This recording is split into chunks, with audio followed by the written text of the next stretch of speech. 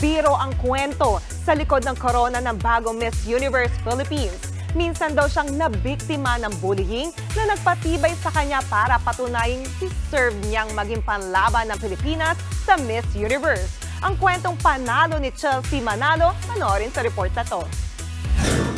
Chelsea Manalo, 24 years old, Philippines! Bulacan! Gandang Bulacan ang nagwagi sa Miss Universe Philippines 2024. Walang ibang panalo kundi si Chelsea Manalo. Siya rin ang kauna-unahang Filipino-American title holder. Opening pa lang, mapapawaw ka na sa lakas ng kanyang aura at undefeated face card.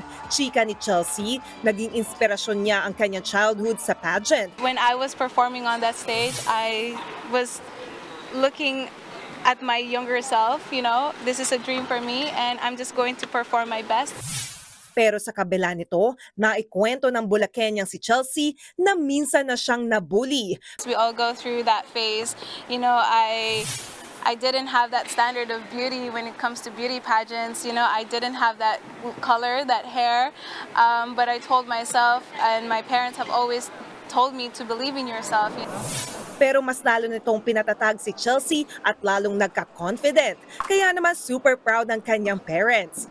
Naluha pa nga ang beauty queen nang makita ang ina at ang kanyang stepdad matapos ang pageant.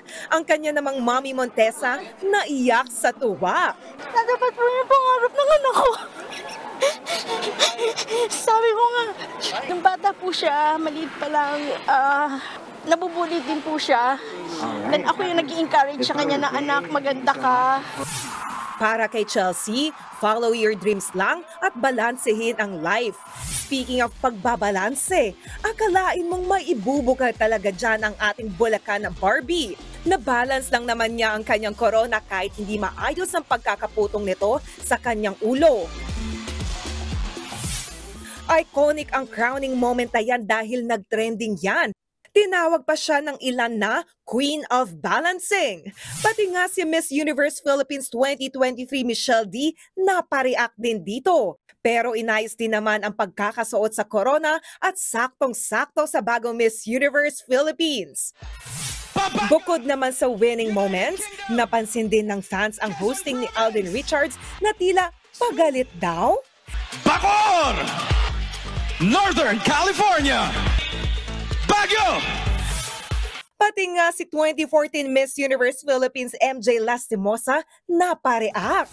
Lumutang din ang piyok moment na ito ni Miss Bacoor sa kanilang prelim competition. Victoria Velasquez Vincent Bacoor! Bumenta rin ang performance ng Pinay drag queen na si Marina Summers.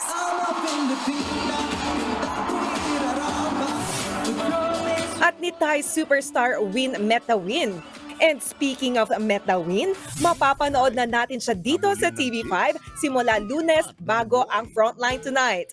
Para yan sa hit na Thai Boys Love Series na Together the Series. Kasama niya riyan ang heartthrob ding si Bright Bachirawit. Mga kapatid, Jania Lipon po, laging maging updated sa latest sa entertainment and lifestyle para maging una sa balitaan. Bisitahin at mag-subscribe na sa social media pages ng News 5.